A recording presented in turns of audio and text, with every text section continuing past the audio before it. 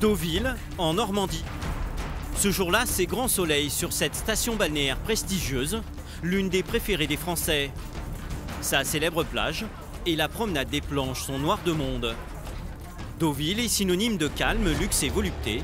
Pourtant, à seulement 300 mètres de la mer, le quartier des boutiques de grandes marques vient d'être le théâtre d'un incroyable braquage. L'une des plus grandes enseignes de la ville a subi un vol extrêmement spectaculaire. Devant le magasin, 3 camions de pompiers sont sur place. La police est arrivée en urgence pour recueillir les premiers témoignages.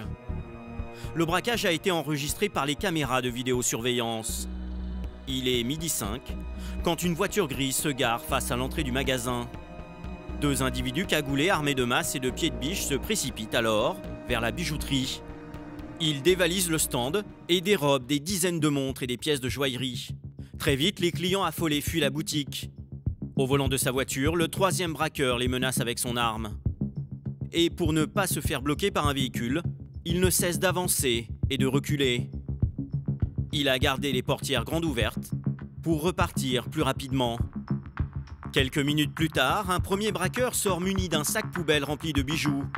Il est très vite suivi de son complice. Mais ils n'en ont pas tout à fait fini. Avant de s'enfuir, ils repartent avec quelques souvenirs supplémentaires. 3 sacs de grande valeur. Les braqueurs se volatilisent.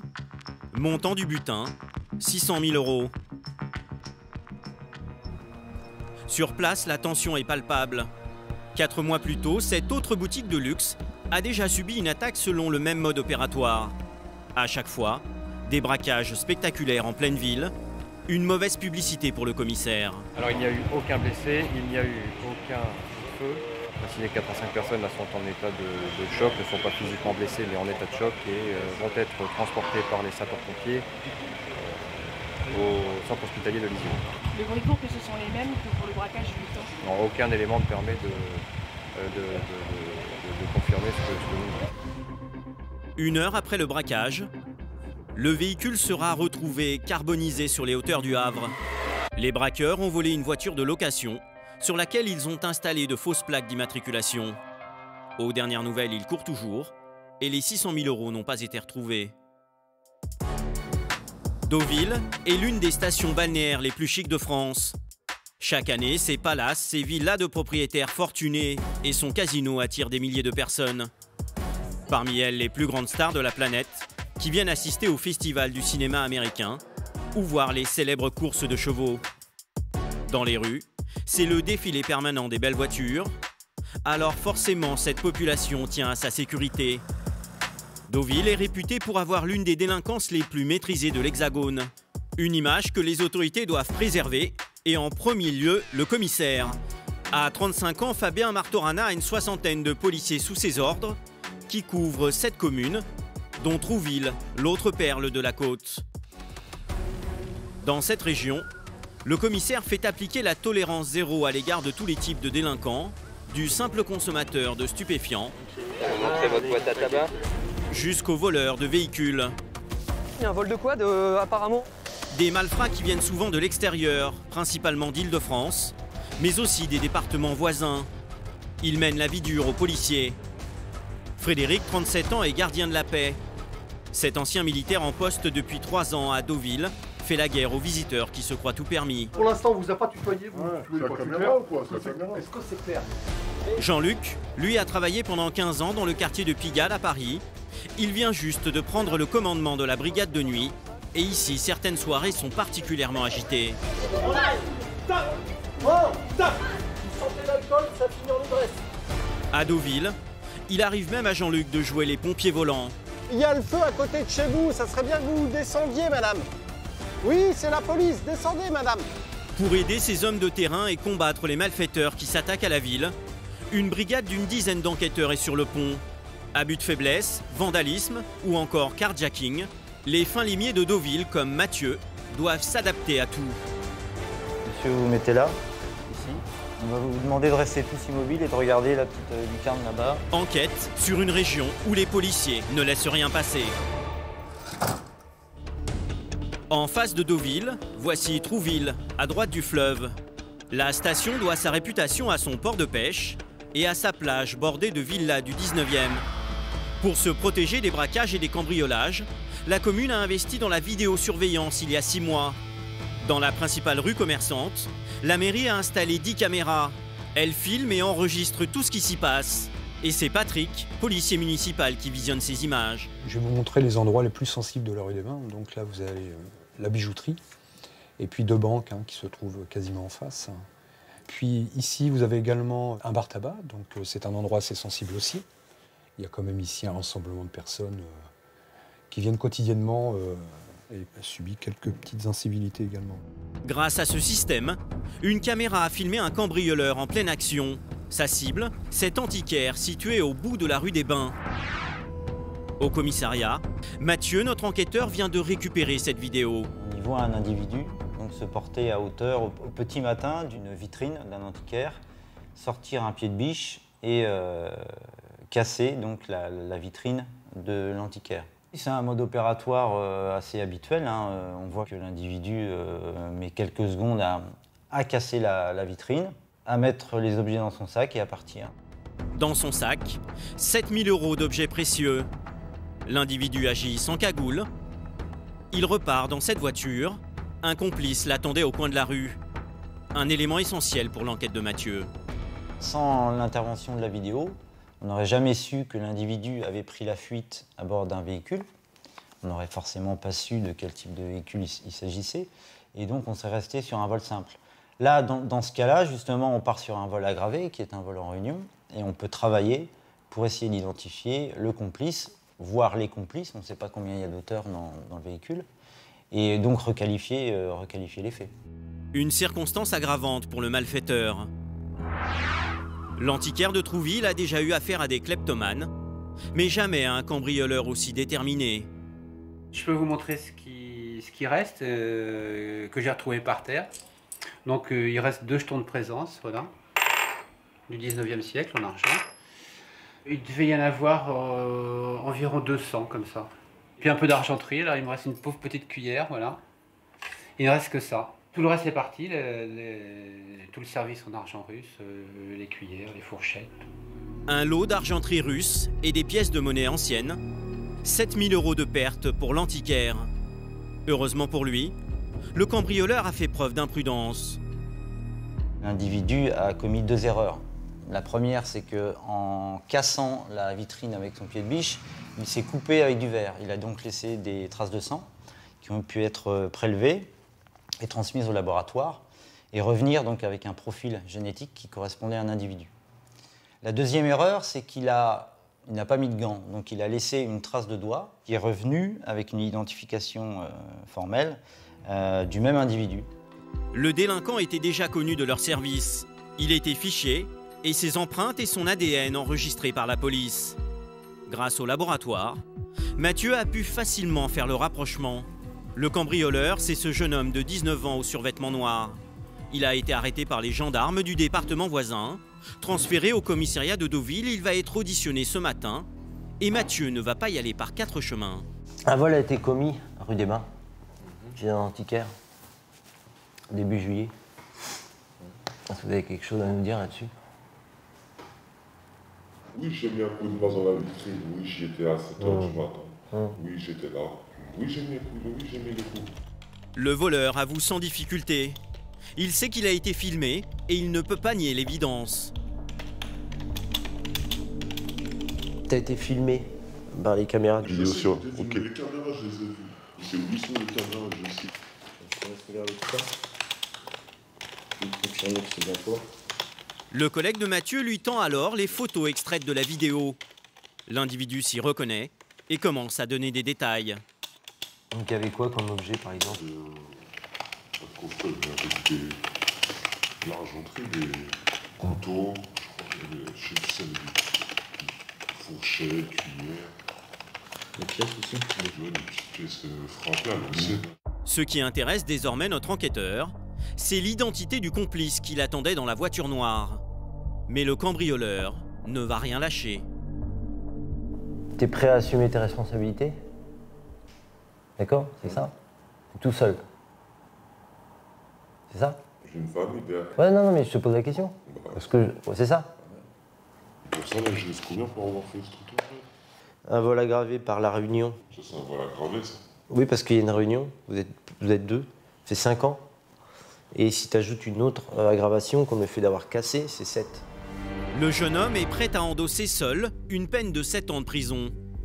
Les enquêteurs ont toujours été persuadés qu'il mettrait la main sur lui, un habitué de Trouville.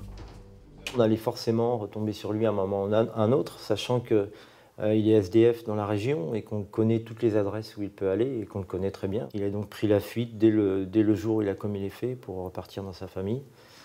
Et il a pu vivoter comme ça pendant 2 mois et il savait très bien qu'un jour il allait finir dans nos locaux. Mathieu devra encore attendre pour arrêter son complice. Si les malfaiteurs s'attaquent parfois aux boutiques dans la région, ce qui attire aussi leur convoitise, ce sont les voitures. Depuis le début de l'année, une trentaine de véhicules a été dérobé. Pour y parvenir, certains n'hésitent pas à braquer les conducteurs en plein centre de Deauville. Il y a quelques heures, un carjacking a eu lieu sur la place du marché. Voici la voiture que les malfrats ont tenté de voler, un 4x4 d'une valeur de 12 000 €. Ils ont menacé le propriétaire avec un pistolet. Mais grâce à son sang-froid, les voleurs ont échoué dans leur tentative. J'ouvre ma voiture et au moment où je monte, ils arrivent derrière moi. Au moment où je suis comme ça, je suis prêt à mettre les clés. Et à ce moment-là, il braque son arme et il me dit sors de la voiture. Et à ce moment-là, il s'est assis rapidement. Mais voyant qu'il n'y avait pas les clés, que j'avais remis rapidement dans ma poche, il me rebraque l'arme et il me dit donne-moi les clés. Et je dis non. Il a vu qu'il y avait des gens que j'appelais et ils sont partis très rapidement au courant. J'ai juste vu qu'il avait une blessure au niveau du front. Prévenus par des amis de la victime, les policiers ne vont mettre qu'une demi-heure pour les rattraper. Les 2 individus sont en garde à vue. 2 frères venus d'Évreux à 100 km de Deauville pour fêter les 19 ans du plus jeune. Ce matin-là, une enquêtrice va notifier ses droits au grand frère de 24 ans. Mettez vos chaussures. Quand l'aîné a été arrêté en possession de son arme, il avait près de 2 grammes d'alcool dans le sang. La policière veut vérifier s'il n'est plus ivre. Vous savez que vous êtes placé en garde à vue pour une tentative de vol de véhicule sous la menace d'une arme de poing en réunion, d'accord? Est-ce que vous souhaitez vous entretenir avec un avocat? Bah oui, parce que les proportions, ça prend pour ça. D'accord, ça prend des proportions, mais enfin bon, monsieur, c'est quand même pas anodin ce que vous avez fait, on est d'accord? À un moment donné, il faut peut-être aussi prendre un petit peu ses responsabilités. Tout à fait, tout à fait. Petite signature ici, s'il vous plaît. L'alcool et la réunion, 2 circonstances aggravantes pour ce vol avec violence. Dans cette affaire, le commissariat a fait appel à Fanny, membre de la police technique et scientifique. Son rôle, photographier le lieu du carjacking, car il n'existe aucune image du vol. Contrairement à Trouville, Deauville n'a pas installé de caméra dans ses rues. Donc là, en fait, je prends depuis le lieu où était la victime pour montrer où était stationnée sa voiture, en fait, pour qu'on ait une vue d'ensemble. Le 4x4, convoité par les 2 frères, était stationné ici. Fanny photographie maintenant l'endroit par lequel ils ont pris la fuite. Ça va permettre d'expliquer, parce qu'en fait, le problème c'est que les gens du parquet, de la justice, eux ne sont pas sur les lieux. Et ils ne se déplaceront pas sur les lieux, donc en fait, il faut que nous, on leur apporte les photos pour leur montrer en fait comment les faits sont passés et pour acquérir un support visuel en fait. Les voleurs ont été arrêtés devant la gare de Deauville. Ils attendaient leur bus pour Évreux. Dans leurs affaires, les policiers ont retrouvé ce pistolet. En fait, une arme factice. Et dans le sac du plus jeune, les enquêteurs ont découvert l'attirail du parfait cambrioleur, un pied de biche, une pince et surtout une cagoule. Au moment du carjacking, un ami de la victime présent sur les lieux a immédiatement compris que le pistolet était un faux. Je connais bien les armes, donc j'ai vu tout de suite que c'était un objet en plastique. Mais enfin, c'est sûr, ça fait quand même une certaine impression. Je me suis avancé vers eux et vers celui qui est descendu de la voiture. L'autre qui était de l'autre côté a commencé à partir et l'autre l'a suivi. Voilà. Lors de son audition devant les policiers, le jeune frère a dévoilé son plan. Il comptait utiliser cette voiture volée pour réaliser ensuite un braquage dans une épicerie de la région. Il était déjà connu des services de police pour des affaires de vol et de dégradation. Ce matin, les policiers ont demandé au conducteur du 4x4 d'identifier ses agresseurs. C'est Mathieu, enquêteur à la brigade de sûreté urbaine, qui va organiser ce qu'on appelle un tapissage. Il est allé chercher 2 serveurs dans la brasserie proche du commissariat. Ils vont jouer les figurants parmi les 2 suspects. Donc, ce qu'on va faire, c'est qu'on va vous présenter au milieu d'un groupe de 4 individus dont vous ferez partie. La victime du carjacking, elle, est placée derrière une vitre sans teint. En présence d'un policier, le propriétaire va devoir désigner les deux voleurs. Tu peux fermer. Chacun portera donc un numéro. Les serveurs, pancartes 3 et 1, ont été choisis pour former un groupe homogène. Ils ont un physique semblable à celui des suspects. Voilà, on va vous demander de rester tous immobiles et de regarder la petite lucarne là-bas. Le moment est crucial pour les policiers. Derrière cette vitre sans teint, la victime n'a que quelques minutes pour désigner ses agresseurs. Le grand frère avec la blessure au front porte le numéro 4, le petit frère le numéro 2. L'attaque a été très rapide. L'automobiliste va-t-il les reconnaître? J'ai reconnu les personnes, mais c'est pas évident, hein, parce que c'est pas évident parce qu'on a quelques secondes au moment du braquage et là, heureusement qu'il y a les blessures au-dessus des yeux, le visage émacié et puis les vêtements. Le conducteur est formel. Ce sont bien les individus qui portent les numéros 2 et 4 qui l'ont agressé. Les deux jeunes seront déférés à la maison d'arrêt de Caen. Verdict du tribunal, 3 ans de prison dont 1 ferme pour l'aîné. Le cadet lui s'en tire avec 10 mois ferme. À l'image de ces deux malfaiteurs originaires d'Évreux, la plupart des délinquants qui agissent sur Deauville et ses alentours viennent de l'extérieur, des départements voisins ou de l'Île-de-France. Attirés par ces stations balnéaires chics, certains en profitent pour semer la pagaille. Notamment à l'occasion de certains feux d'artifice qui attirent beaucoup de vacanciers sur la côte normande. Dans ces moments-là, le commissariat est sur les dents et tous les effectifs sont mobilisés. 3 phases essentiellement. L'avant-feu d'artifice, à compter de 21h30, 22h. La période du feu d'artifice où là tout est assez figé. Et l'après-feu d'artifice où là ça peut éventuellement générer quelques troubles. Donc soyez vigilants et réactifs. En toutes circonstances, hein, je vous le rappelle, fermeté, c'est essentiel en cas de forte affluence. Merci, bon courage. Le premier feu d'artifice du week-end est tiré à Trouville. Dès 22h, un flot incessant de voitures converge vers la plage. 15 000 personnes assistent à l'événement. Pour l'instant, l'ambiance est bon enfant. Une fois le feu tiré, la foule se disperse calmement. Sur le port, un bal réunit les plus fêtards. Pour le moment, tout est calme, mais 1 heure plus tard, les problèmes vont commencer pour nos policiers. Jean-Luc, 44 ans, dirige la brigade de nuit. Il vient d'être muté à Deauville, après avoir passé 15 ans à Paris dans le quartier de Pigalle. Ce major de police a donc l'habitude de gérer les soirées festives et alcoolisées. Et ce soir, il ne va pas être dépaysé. Cet homme est venu à Trouville avec sa femme, sa fille en jaune et son gendre. Complètement ivre, le père de famille a tenté de frapper sa compagne. Dans le sac de ce chauffeur routier polonais, une bouteille de vodka. L'individu devient de plus en plus agressif. Il continue à menacer son épouse. L'un des policiers va tenter de le repousser. On arrête. Stop. Oh, stop. Jean-Luc est obligé de s'interposer. Soit vous vous calmez, soit vous vous en ivresse. Je calme. Voilà. Allez, moi je le dis pas 15 fois. C'est bon. Vous sentez l'alcool, ça finit en ivresse.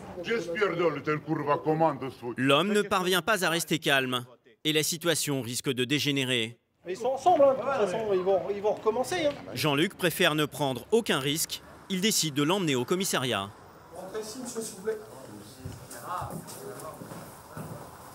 C'est simple, je vous explique. Vous videz vos poches, si vous avez quelque chose dans les poches. J'ai rien à faire. Là, ça c'est quoi? Eh oui, monsieur, faut pas tricher. Le chauffeur polonais a tenté de tromper la vigilance de Jean-Luc en cachant son téléphone. Ok, c'est bon. Il est ensuite conduit en cellule de dégrisement. L'affaire va en rester là. Sa compagne n'est pas blessée, elle n'a pas désiré déposer plainte. Donc on l'a emmené lui en ivresse, le temps qu'il dégrise. Et puis demain, je pense que ça ira mieux. Toujours sous l'emprise de l'alcool, l'individu a gagné une nuit au poste. À 5 h du matin, Les choses s'accélèrent au commissariat. Frédéric, gardien de la paix depuis 3 ans à Deauville, vient de prendre son service. Très vite, il est appelé en urgence par la SNCF. Vraiment, il y aurait des jeunes qui brûleraient des palettes au niveau de la gare. Les palettes, elles sont, tu vois, au niveau des bus. En arrivant sur le parking, Frédéric et son collègue n'en croient pas leurs yeux. 3 personnes ont allumé un feu devant la gare pour se réchauffer. Bonjour messieurs. Faut éteindre. On fait pas de feu en ville, ok? Donc vous éteignez, non, c'est pas bon. Pardon? Ouais, attends, ouais. Pour Frédéric, hors de question de laisser passer ça. L'un des individus a bu beaucoup d'alcool. Frédéric le sent agressif. Il décide alors de l'isoler pour le calmer. C'est compris, monsieur. Hein? Vous restez là, monsieur. Vous sortez une pièce d'identité tout de suite. Les 3 personnes sont originaires de la région parisienne. Ils sont venus profiter des festivités et attendent le premier train pour Paris.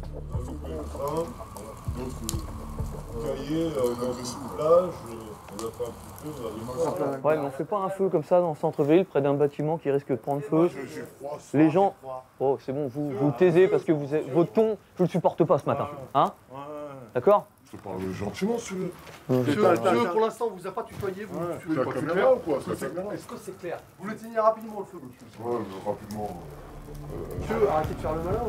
À Deauville, les policiers sont souvent confrontés à des fêtards qui traînent en ville. Beaucoup ratent leur dernier train et n'ont pas de quoi se payer une chambre d'hôtel.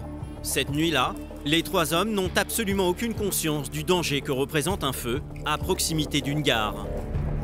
On fait rien quoi, on juste un petit peu parce qu'on a froid, parce qu'on attend le train à 8h ce matin là, voilà quoi. Et vous venez nous péter les rognons quoi. Alors faut arrêter quoi, vous êtes pas recherché. Hein. Pour couper court à la discussion, Frédéric décide de séparer les 3 personnes et de garder le plus virulent pour éteindre le feu. Vous restez sur place. Tant que les vrais ne sont pas éteints, vous éteignez ça. Les 3 vagabonds s'exécutent et restent jusqu'à l'extinction du feu. Les policiers les laisseront repartir. Les fauteurs de troubles quitteront finalement la commune avec le premier train pour Paris. Mais nos policiers n'en ont pas fini avec les visiteurs venus s'amuser à Deauville. Quelques jours plus tard, Frédéric et ses collègues patrouillent sur la promenade des Planches. Il est 8h du matin. En ce dimanche, la plage est encore déserte, mais certains individus vont déjà donner du fil à retordre à nos policiers. Prenez note pour 2 individus indésirables. Ça se passe au niveau de la Thalasso. Coup de chance, le centre de thalassothérapie n'est qu'à quelques mètres de la plage. Frédéric et son coéquipier interviennent rapidement sur les lieux. Bonjour.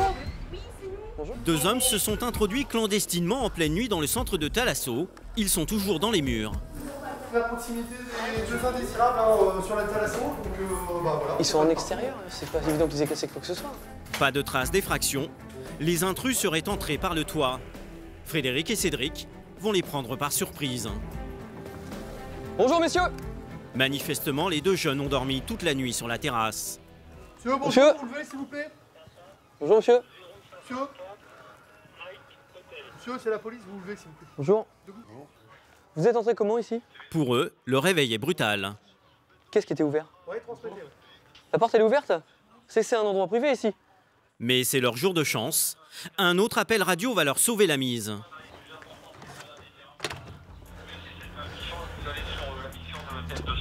Les 2 individus quitteront les lieux quelques minutes plus tard sans être inquiétés. Qu'est-ce qui se passe là? On n'intervient pas plus longtemps? Bah non, il y a un vol de quad apparemment au niveau du club Mickey. Les voleurs sont en pleine action à seulement 400 mètres d'ici. Frédéric va tenter de les prendre en flagrant délit. Apparemment, il y a 4 qui ont sorti le quad du club. Les complices sont 4. Les policiers balayent tout le secteur avant qu'ils ne s'enfuient avec le quad. Il y a 2 mecs là, qui passent tranquillement à pied là-bas. Le Mickey, c'est là. Les 4 voleurs sont peut-être toujours à proximité du club pour enfants. Frédéric s'y précipite. Mais aucune trace des individus ni du quad. Au lieu de ça, les policiers tombent sur des jeunes qui jouent au basket, des témoins potentiels. Bonjour monsieur. Vous avez vu? Ouais. Et c'est parti par où là? C'est quoi? Bah en fait on voit plus la plage. Ils vont réger la plage? Pour combien de temps? 10 minutes à quart d'heure. Bon, on va aller voir. Vous restez à proximité, messieurs. Un nouvel indice pour Frédéric. Il connaît maintenant le chemin pris par les voleurs, direction la plage. Apparemment, il y en a un qui est torse nu dans les jeunes. Ouais, c'est bien reçu. Bon, on va remonter un petit peu sur la plage. Là, j'en aperçois un qui est torse nu. Là. On a 4 véhicules. Au loin, Frédéric a vu 4 jeunes qui correspondent au signalement. 4 individus, et parmi eux, l'un est bien torse nu. Nos policiers pensent tenir les coupables. Leur priorité, s'assurer qu'ils n'ont rien de dangereux sur eux. De son côté, Frédéric rejoint le témoin qui a prévenu la police. C'est un employé municipal. Il a assisté à toute la scène du vol et est resté sur place. Donc là, de toute façon, vous les avez vus essayer de pousser le quad? J'étais dans le club. Ouais, je suis censé du club week-end, mais après je vais pousser à 4, tous les 4? Mais les plus ont essayé de le démarrer, tout ça, mais ils ont pas essayé, ils l'ont laissé. Les voleurs ont abandonné le quad sur la plage à une centaine de mètres du club pour enfants. Avant de récupérer l'engin, Frédéric veut confirmer l'identité des voleurs présumés. Le quad, il est là-bas, là. Donc, visiblement, ils ont dû forcer. On va faire les constatations après. Pour l'instant, si on tient les auteurs, c'est déjà l'essentiel. Pour en être sûr, Frédéric fait un passage discret devant les jeunes avec l'employé municipal. Il est pas là. Notre témoin va les reconnaître formellement. Ouais, c'est eux, vous êtes sûr? Donc qu'est-ce qu'on va faire? Je vais prendre votre identité, éventuellement, si on a besoin de témoignage. Et voici ce que les 4 jeunes ont dérobé dans ce club de plage plutôt haut de gamme, un mini-quad pour enfants. Il vient d'être ramené au gérant. Ce dernier s'en est déjà fait voler plusieurs, mais en plein jour, c'est une première. Vous savez, ici, on est vandalisé en permanence, à Deauville le week-end, enfin toute l'année. Donc, c'est pas quelque chose qui m'étonne du tout. Ce qui est étonnant, c'est que ça se passe à 8h30 du matin, en plein jour, devant tout le monde. Enfin, on a eu de la chance, quoi, de pouvoir le récupérer. Ça vaut combien à peu près 2500 €. Un mini-quad de 2500 €. Les jeunes ont déclaré aux policiers vouloir juste s'amuser avec. Ils n'auraient pas eu l'intention de le dérober. Mais cette bêtise va leur coûter cher. On vous interprète pour tentative de vol de quad. Ah oui, voilà. Vous êtes connu des services de police? Moi, légèrement, pour vous dire. Au regard, vous êtes connu des services de police, monsieur? Ça fait 2 ans. Pas encore? Âgés d'une vingtaine d'années, les individus sont originaires de banlieue parisienne. Ils étaient venus passer la soirée au casino de Deauville.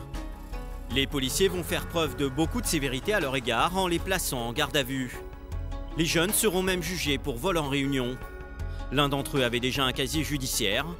Il a donc écopé de 2 mois fermes. Mais ce sont aussi parfois des jeunes du coin qui compliquent la tâche des policiers. Sur les hauteurs de Trouville, un bâtiment public a été complètement dévasté en moins de 6 mois par une dizaine d'adolescents de la région. Il s'agit d'un ancien hôpital de cardiologie qui va bientôt être vendu à un promoteur immobilier. Il doit être transformé en logement et vient encore d'être vandalisé. C'est Sandra qui mène l'enquête. Elle est spécialisée dans les affaires de mineurs. Ce jour-là, Sandra va découvrir l'étendue des dégâts laissés par la dernière visite des jeunes. Regardez les vitres. Ouais, il y en a qui ont pété l'extérieur, d'autres qui ont pété à l'intérieur. Voilà. Sandra est accompagnée du directeur de l'hôpital. Ça sent le brûlé encore, hein? Ouais. C'est là. Voilà. Là, c'est l'incendie.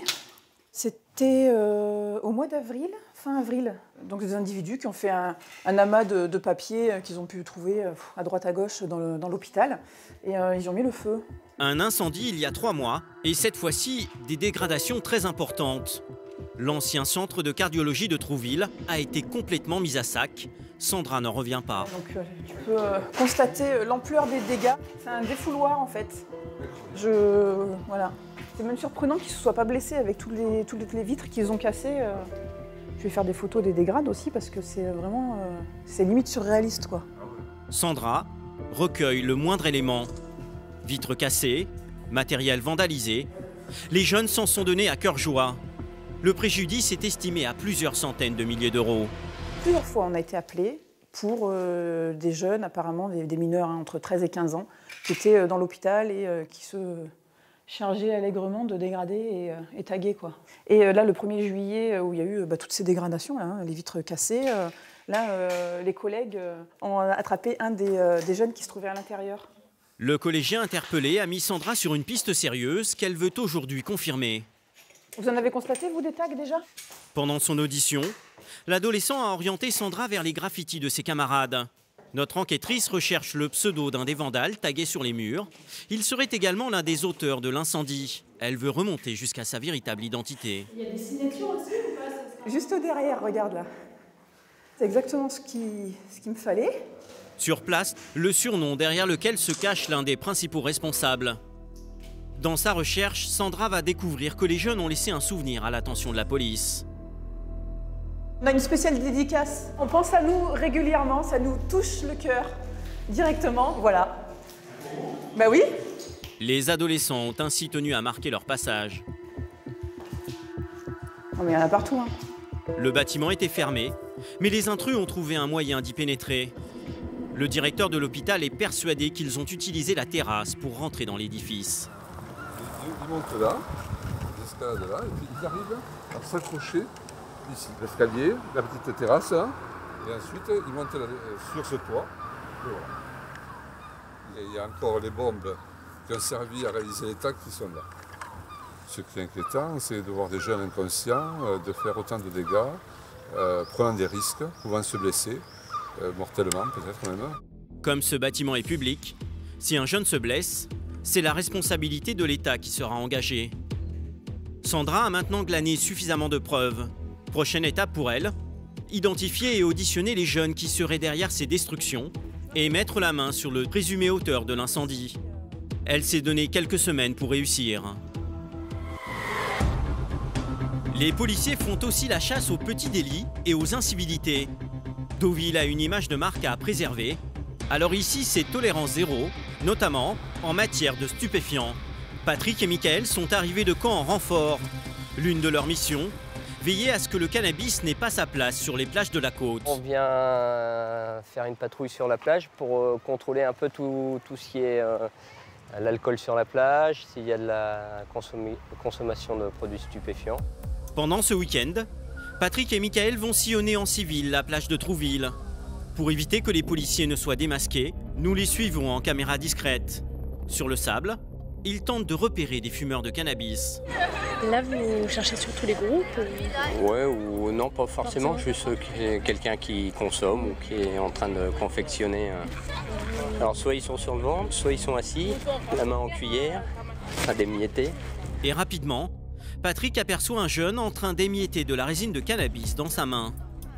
Il alerte aussitôt son collègue. Là, je crois qu'il est en train de rouler, le monsieur qui est de dos. Pour constater le flagrant délit, les policiers vont patienter jusqu'à ce que l'individu allume son joint. Là, c'est bon. Patrick et Michael s'avancent discrètement et tombent non pas sur un, mais sur deux consommateurs de cannabis. Vous fumez également la même chose? Est-ce que vous avez d'autres matières stupéfiantes sur vous? Et le petit bout que vous avez remis par là? Le petit bout? Oui, ça fait beaucoup d'infractions, consommation de produits stupéfiants. L'alcool sur la plage est également interdit. Eh oui.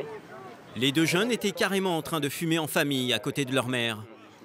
Patrick a immédiatement confisqué les joints et il est persuadé qu'ils ont encore de la drogue sur eux. Et les feuilles, tout ça, c'est où? Les feuilles, c'était des petites et on s'en sert pour faire dérouler. Vous montrez votre boîte à tabac.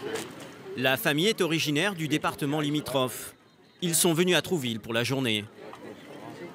Vous êtes majeur, mineur? Majeur. Majeur? Non, moi je suis sa mère. Il n'a pas son portefeuille sur lui. Donc. Et ça, c'est la petite sœur? Oui. Non, ça, c'est votre fille. Un bel exemple, hein? Patrick réprimande toute la petite famille. Mais les deux garçons ne voient pas où est le problème. Ils s'étonnent même de la sévérité du contrôle. Et même pour un joint, normalement... bah oui. Normalement, c'est vraiment limité. C'est des consignes Non. Ah ouais? Les consignes sur Deauville, Trouville, c'est tolérance zéro. Ah, c'est vraiment 0-0. Ouais, pour éviter tout débordement. Les deux fumeurs de cannabis seront conduits et entendus au commissariat. Ils seront ensuite convoqués au tribunal. Cette saison, les infractions pour consommation de stupéfiants vont représenter plus d'un tiers des interpellations. À Deauville et Trouville, on ne plaisante pas avec un simple joint. Et quand les patrouilles de la police nationale circulent en ville, elle veille aussi à faire respecter certains codes vestimentaires. Un arrêté municipal interdit par exemple de se promener torse nu à Deauville. Ce jour-là, Thierry, à gauche, va avoir l'œil. Bonjour monsieur. Bonjour. Arrêtez-vous s'il vous plaît monsieur. Bonjour. Bonjour. Faudrait que vous mettiez un t-shirt s'il vous plaît monsieur. Oui, je suis juste sur la plage. Et là vous avez rien sur vous? Le t-shirt, vous n'avez pas de vêtements? Si, je suis à la plage. Quand vous quittez le bord de mer, il faut mettre un t-shirt. D'accord. Sinon c'est une amende. Ok, je savais pas. Voilà. Bah, je vous informe. C'est comment ça va. Voilà. Ok, merci. Je vous en prie monsieur. Il y a un standing à Deauville qui fait que oui, on ne peut pas se balader déshabillé en ville, quoi. Et encore moins en plein festival du cinéma américain. À cette occasion, la ville se pare de ses plus beaux atours et met la bannière étoilée à l'honneur. Les stars du grand écran sont au rendez-vous. Cate Blanchett, Vincent Lindon, Lou Doyon ou encore Valérie Donzelli, ils vont tous fouler le tapis rouge. Pas question de négliger cette belle vitrine qui fait aussi rêver les policiers. Thierry, le vétéran du commissariat, en est à son 19e festival et pour lui, le plaisir reste intact. Pour nous aussi, de rencontrer, de voir de près des personnalités comme ça, c'est impressionnant. Ce soir-là, Deauville a sorti le grand jeu. Tapis rouge, ambiance cannoise, défilé de jolies robes, hauts talons et smoking de rigueur. Pendant que ses effectifs assurent la sécurité du festival, le commissaire s'est mis sur son 31. Le piquet d'honneur est bien en place. Oui, par contre, quand les cortèges, tout ça arrivé, de se mettre au garde à vous. Le tapis rouge, même le commissaire et son épouse en profitent. En coulisses, ces hommes s'organisent. Des motards de camp vont assurer le cortège d'une des plus grandes stars américaines. Je suis le responsable de la sécurité du festival. Protocoles et mesures de sécurité sont réglés au millimètre près. C'est pour 19h30, arriver sur le tapis à 19h30.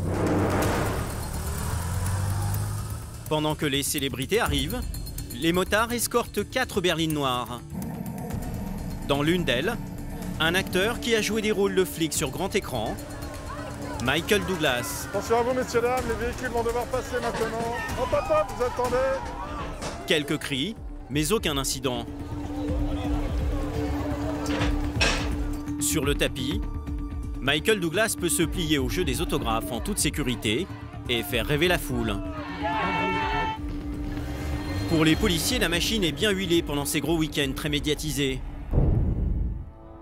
En fait, ce sont surtout les fins de semaine a priori plus calmes qui s'accompagnent d'une augmentation des plaintes. Les plus fréquentes concernent les vols. Frédéric est appelé sur l'un d'entre eux. Il fait voler son portable et son sac. Vous pouvez vous rendre sur Saint-Arnoux. Le vol s'est produit à Trouville il y a 1 heure.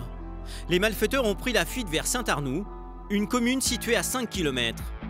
J'ai pas trop d'éléments là, mais a priori c'est un vol de téléphone portable qui a eu lieu en discothèque. On a un déclenchement GPS. La victime se trouve actuellement au commissariat avec un ami. Sur son téléphone, ce dernier possède une application GPS permettant de localiser n'importe quel portable. Il suffit juste qu'il soit allumé. Grâce à ce point vert qui correspond à l'emplacement actuel du téléphone volé, la victime est en train de guider Frédéric en temps réel pour suivre son portable à la trace. Le signal, il est là sur le trottoir. Ah non. Ouais. C'est ça, il est là. Ouais, c'est bon, on a trouvé le sac. Le sac a été abandonné sur la chaussée. Et bizarrement, le portefeuille de la victime est juste à côté. La découverte est rarissime. Sans l'aide du GPS, les policiers auraient eu beaucoup de difficultés à remettre la main sur le sac. Avec un peu de chance, tu auras les empreintes dessus? Frédéric et ses collègues vont maintenant analyser le téléphone au commissariat. Il y a deux sondes là, 200 bravo.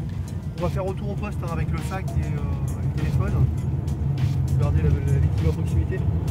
Priorité pour Frédéric, retrouver d'éventuelles empreintes sur le portable à l'aide d'une poudre et d'un film transparent autocollant. C'est que c'est un écran noir, donc c'est difficile. J'ai pas vu grand chose. La plupart du temps, maintenant, ils sont inventés. Non, j'ai rien. Sans empreinte, aucune chance d'interpeller les voleurs. Les policiers n'ont même pas leur signalement. Au commissariat, la victime va pouvoir récupérer son téléphone. J'ai fait recherche d'empreintes sur le téléphone, on n'a rien trouvé. Vous vérifiez qu'il fonctionne.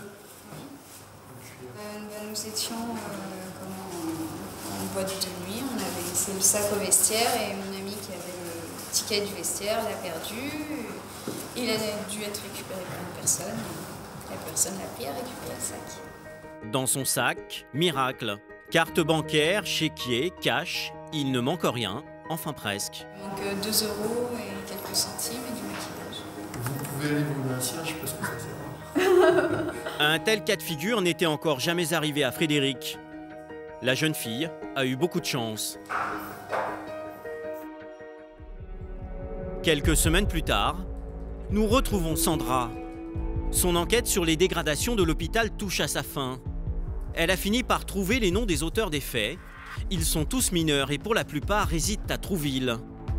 À force de recoupement, Sandra a surtout réussi à identifier le jeune qui avait tagué son surnom sur les murs de l'hôpital. Le lien, on l'a fait avec l'école. Parce que les gamins qu'on a entendus nous disaient qu'il était scolarisé dans un collège de la circonscription. Donc je me suis rapprochée de ce collège. Et quand j'ai évoqué ce surnom, on m'a dit « Ah, mais oui, mais c'est pas son nom c'est celui-là ». J'ai pu obtenir un trombinoscope d'une classe et on a présenté ça au témoin qui nous a dit « Ah bah tiens, c'est lui, je le reconnais formellement, je l'ai vu dans l'hôpital ». Parmi les jeunes qu'elle a auditionnés, l'un d'entre eux a sérieusement mis en cause l'auteur du fameux tag.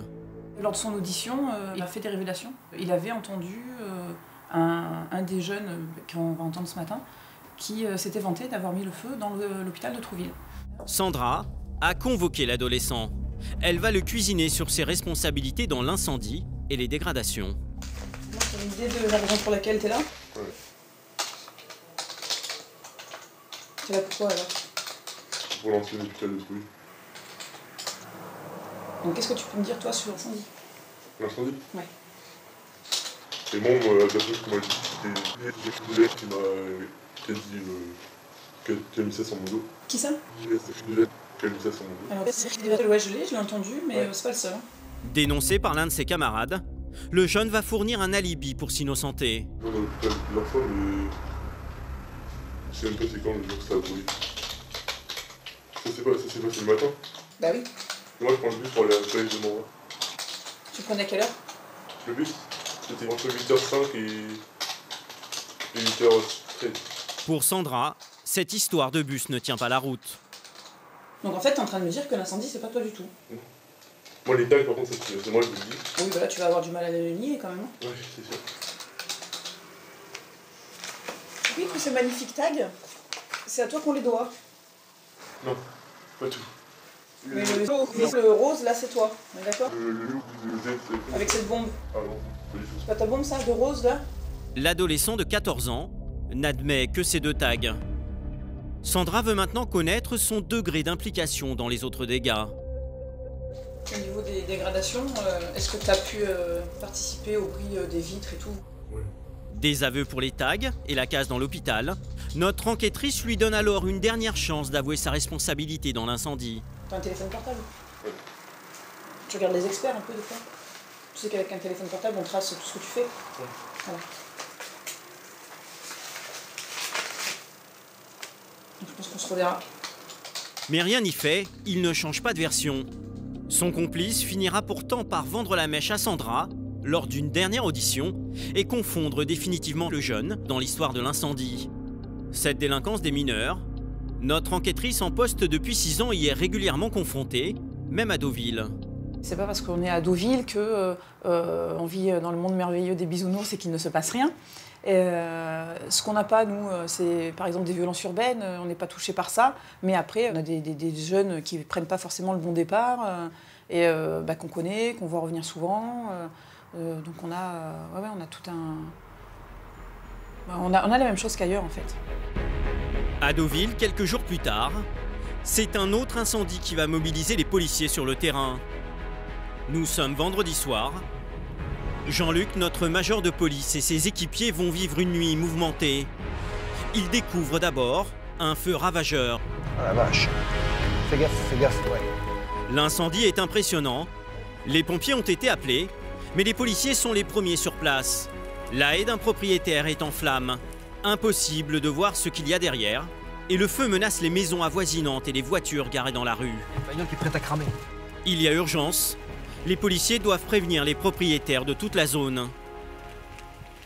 Il n'y a personne au niveau de la baraque, là, hein. Ici, là. Mais à 3 h du matin, tout le monde dort. Jean-Luc et ses collègues réveillent alors le voisinage. Bonsoir, madame. Il y a le feu à côté de chez vous. Ça serait bien que vous descendiez, madame. Là, de l'autre côté, madame. Hein? Oui, c'est la police. Descendez, madame. Passez une robe de chambre et descendez. Cette voisine ne s'est rendue compte de rien. Pour faire face à l'incendie, une deuxième équipe arrive en renfort. Attention à vous, les gars. Vous savez pas à qui ça appartient? D'accord. Les pompiers ne sont toujours pas arrivés. Jean-Luc part au plus pressé, éviter que les véhicules ne prennent feu. Vous n'avez pas de voiture, madame, ici? Laquelle, madame? Les deux, c'est votre voiture. La rouge, vous avez les clés? Allez, on va vous la déplacer, la rouge. Ouais, donc si c'est possible de contacter la... Si, c'est eux qui nous ont appelés, mais le temps qu'ils se déplacent, ça prend un certain temps, et donc j'ai relancé. Les voilà, je crois. Le problème, c'est qu'on ne sait pas quelle propension ça peut prendre un feu comme ça, et voilà. Là, ça pouvait brûler les 3 véhicules, toucher la toiture, et... sur place. Les soldats du feu auront mis 10 minutes à arriver. Heureusement, entre-temps, l'incendie s'est calmé, mais les 10 mètres de haies sont carbonisés. Le feu est-il d'origine criminelle? C'est ce que veut découvrir Jean-Luc. Apparemment, tout est parti de ce dépôt d'un fabricant de glace. Il s'est alors propagé dans les tuyas. C'était dans un container... Un gros conteneur, on a fait les gros trous là. Ouais. C'est la taille de où? Dans ce container, des melons pour confectionner des glaces. Mais toujours pas d'indice permettant d'éclaircir le mystère sur ce feu. Là, on n'a pas assez d'éléments pour déterminer qu'il s'agit d'un incendie d'origine criminelle, mais il y a une dame qui a entendu qu'il y a des jeunes qui étaient passés et le feu s'est mis à prendre après. Un seul détail troublant, cette bouteille d'alcool vide qui aurait pu être utilisée pour mettre le feu. Mais en l'absence de preuves tangibles, l'incendie sera finalement classé comme étant d'origine indéterminée. Mais pour Jean-Luc et son équipe, la nuit est loin d'être finie. Une intervention délicate les attend. Sur les hauteurs de Trouville, en pleine campagne, un automobiliste a vu un animal sur la route. Mais c'est pour ça qu'on est là. D'accord. On va aller voir ça. Une vache en fuite. En Normandie, c'est l'un des dangers qui guettent les automobilistes. Si une voiture la percute, l'accident peut être dramatique. Les policiers se lancent sur ses traces. T'en vois des vaches là? Pas l'ombre d'un animal. Les jeunes conducteurs reviennent vers eux pour les aider dans leur recherche. La vue, elle est juste au niveau de la pancarte. Mais apparemment, la vache joue à cache-cache avec les policiers. Il y a une vache dans le champ, mais... Jean-Luc et ses équipiers décident alors de s'aventurer à pied. Ils découvrent que la barrière de l'enclos était ouverte. La vache en aurait profité pour s'échapper. Ouais, mais je ferme parce que t'en as 3-4. Ouais, avant que les autres se barrent, parce que gérer une vache déjà, c'est pas évident. Ils écument tout le secteur et finissent par l'apercevoir au loin. Ouais, ça y est, j'ai vu. L'animal est sur le bas-côté. À la vue d'un motard qui s'approche, Jean-Luc l'avertit immédiatement du danger. Attention, il y a une vache en divagation. Alors roulez doucement, elle est là, qu'elle traverse pas. En découvrant la vache, Jean-Luc va avoir une sacrée surprise. C'est un taureau, c'est pas une vache, ça. Un taureau de 500 kilos. Pour Jean-Luc, ici, c'est une première. Lors de ses années à la brigade de nuit de Pigalle, il n'avait pas vraiment le même genre d'intervention. C'est un taureau, ça. C'est balèze. Oui, c'est pour ça que j'ai l'impression que c'est un taureau. Un taureau... Ça vous change de Pigalle. Oui. Allez. Allez. Léo, va au champ, essayez d'ouvrir. Heureusement que je regarde L'amour est dans le pré de temps en temps. Allez. Avec leur lampe torche, ils tentent de guider le taureau vers le champ. La bête est impressionnante. Au loin, le collègue de Jean-Luc va avoir le bon réflexe. Après avoir ouvert l'enclos, il va taper du pied sur la route pour lui faire peur. L'animal rentre immédiatement au bercail. Bien joué, Léo, bien joué. Ouais, c'est un beau taureau, hein. Belle bête. Ouais, mission accomplie. T'as bien refermé? Hey, bravo, bravo. J'ai vu ce... Tu l'as impressionné, là. Fin de partie pour Jean-Luc et ses hommes. Retour à Deauville. Dans cette station balnéaire, une catégorie de la population est l'une des cibles privilégiées des délinquants. Ici, les personnes âgées représentent près d'un tiers de la population locale. Des retraités venus s'installer pour profiter du bord de mer. Ils font souvent l'objet d'abus de faiblesse. Une vieille dame vient d'ailleurs de déposer plainte et c'est Mathieu qui a été saisi de l'enquête. L'affaire s'annonce complexe. Il va tenter d'y voir plus clair. Donc on se rend chez une victime de 85 ans qui a été victime d'un vol aggravé donc par deux circonstances. La vulnérabilité de fait de son âge et la réunion puisqu'elle a agi de concert avec son ami, son concubin. La dame de 85 ans accuse en fait sa femme de ménage d'avoir profité de son hospitalisation pour lui dérober une dizaine d'affaires personnelles. Il arrive souvent effectivement que des aides ménagères profitent de la vulnérabilité des personnes qui les emploient, puisqu'elles ont souvent en procuration, elles ont souvent les clés des domiciles et elles ont la confiance aussi de ces personnes, donc c'est plus facile pour elles d'abuser de leur confiance. La victime est en maison de retraite. Elle affirme qu'on lui a volé une machine à laver, des matelas, de la vaisselle et des bibelots. Mathieu et son collègue doivent l'interroger pour juger du sérieux de l'accusation. C'est la police. La vieille dame s'est aperçue de la disparition de ses biens grâce à sa fille qui était passée chez elle. Quand elle est rentrée, elle a vu les tiroirs ouverts. Bon, elle a dit qu'il y a eu un cambriolage. D'accord. C'était ma femme de ménage. J'espère récupérer quelque chose quand même. Oui. Surtout la machine à laver. C'est quoi comme marque, madame, cette machine à laver? Je ne me rappelle plus. C'est un hublot? Non, pas hublot. Couvert. D'accord. J'ai demandé qu'est-ce qu'elle avait fait de ci, de ça. Bah, c'est chez moi, c'est chez moi. Voilà, c'est tout. Mais est-ce que vous lui avez demandé de me les rendre? Oui. Alors? Oui, bah, elle n'a pas répondu. D'accord. Et depuis, pas de nouvelles? Non. Plus de nouvelles. Pour Mathieu, le témoignage de la victime est donc parfaitement crédible. On avait des incertitudes, voilà. On a estompé tout ça. Comme quoi? Bah, sur la situation actuelle, sur l'état de santé aussi de madame, sur le fait qu'elle ait toute sa tête ou pas. Une quinzaine de jours après, elle se souvient toujours de ce qu'on lui a volé. Donc a priori, il n'y a pas de raison de penser que ce soit une invention de son esprit. Le lendemain, Mathieu décide de rendre une visite surprise à la femme de ménage. Il espère récupérer les objets volés et coup de chance. Et voilà, et on a une dame qui se présente à nous là qui, je pense, va nous aider. Bonjour madame. Il tombe nez à nez avec la femme de ménage qui sort de chez elle. C'est la police, ça. Ah, attendez, vous êtes madame Bonjour. Mais pourquoi? Pas entrer 2 minutes? Elle ne semble pas surprise de voir arriver les policiers. On vient par rapport à madame. Rentrez, j'ai rien. L'aide ménagère sait parfaitement ce qu'on lui reproche. Pour prouver sa bonne foi, elle invite même les enquêteurs à l'intérieur. Ça m'appartient. Elle conduit Mathieu jusqu'à sa salle de bain où se trouve une machine à laver. Mais celle-ci possède un hublot, rien à voir avec celle de son ancienne patronne. Mathieu a encore des doutes, alors il revient à la charge. Ça m'appartient, ça a été acheté. L'ensemble des objets que vous avez eus pendant un moment qui appartenaient à madame Ça. qui était là. Moi, tout ce que j'ai là, j'ai récupéré, j'avais tout acheté. Et la machine a été volée. J'ai résumé. Mais j'ai pas, moi, la machine. Non, mais elle a été volée, la machine, ce que vous me dites? Je crois, parce que moi, je l'avais mis dehors et puis je l'ai pas retrouvé. Vous l'avez mis dehors? La femme de ménage fait tout pour prouver à Mathieu qu'elle est digne de confiance. Je n'ai pas pris ses bijoux en or. Elle avait beaucoup de bijoux en or. J'ai rendu les papiers de la banque et tout, j'ai tout rendu à sa fille. Mathieu décide tout de même de l'auditionner. Vous allez venir avec nous expliquer tout ça? Où? Bah, au commissariat. Ah non, je sors pas. Ah bah si, madame. Il va falloir, madame. Il va falloir vous expliquer. Écrire tout ça. Je vous explique, hein, vous faites l'objet d'une plainte déposée par la victime.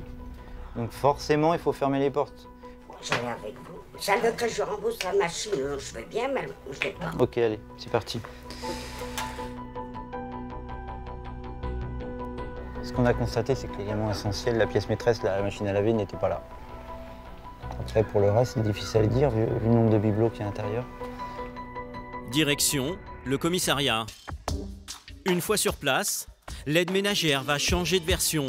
Mathieu la confronte à la liste des objets volés et elle finit par admettre que certains sont en sa possession. Je vais vous énumérer les biens. Et vous allez me dire ce que vous avez eu ou ce que vous avez toujours. D'accord? La plante verte. Ah ben, dehors. Chez vous, dehors? Oui, avec le petit cactus. Des vases. D'accord. Ok. Donc chez vous, pour résumer, plante verte, cactus, vase, téléphone. Voilà. Mais Mathieu veut retrouver l'intégralité des objets. Au fil de l'interrogatoire, il va la conduire à donner son complice. Un lit d'une personne avec un matelas neuf. Oh merde. Donc chez Mérion, une machine à laver, un lit, un matelas, un dessus le lit. Va me tirer les cheveux, là. Son complice aurait la fameuse machine à laver en sa possession. L'homme serait son compagnon. Malgré ses aveux, elle plaide toujours non coupable. Est-ce que vous reconnaissez le vol, madame Argent? Aucun vol. Moi, je les ai pris, après, c'est tout. Bon, je sais, c'est une dame qui a un certain âge et tout, mais elle me doit des heures qu'elle m'a jamais payé, que j'ai jamais réclamé. Avec ses heures de ménage chez la vieille dame, elle ne gagnait que 340 € par mois. Elle s'est donc autorisée quelques petites compensations. Bon, j'ai gardé des trucs que je vais lui rendre, mais je lui ai jamais rien volé de ma vie. C'est tout. On n'est pas vraiment dans du vol. Il y a peut-être des objets qui ont été pris par la mise en cause sans l'autorisation de la victime, mais il y a d'autres objets qui ont été remis volontairement par la victime à la mise en cause, dans le cadre de prêts, ou on a aussi des plantes qui ont été prises par la mise en cause pour rendre service à la victime. Donc c'est bien ce qu'on pensait, c'est pas une affaire qui est aussi carrée que ce qu'il peut y avoir dans la plainte. De retour chez l'aide ménagère, Mathieu et son collègue vont tout récupérer sans difficulté. Le vase? Ça, là. D'accord. Un vase, un téléphone, un peu de vaisselle. La perquisition touche à sa fin. La plante verte et le cactus, madame. Prenez-les, c'est dehors. Dans la foulée, les policiers se rendent au domicile du complice pour se faire remettre la machine à laver. Là encore, l'homme n'a opposé aucune résistance. Mathieu et son collègue se transforment alors en déménageurs. Ils ont même retrouvé le lit appartenant à la dame de 85 ans. Elle l'avait payé 150 €. On a quand même des aveux des deux auteurs et puis on a récupéré le butin. Donc forcément, la mission est accomplie. Le lendemain, le juge décidera de classer l'affaire sans suite, le vol n'étant pas assez caractérisé. Cette année encore, grâce à plus de 500 interpellations, les autorités ont préservé la tranquillité des lieux. Grâce à leurs efforts, les policiers de Deauville ont réussi à maintenir un taux de délinquance bien inférieur à celui de la plupart des villes de France.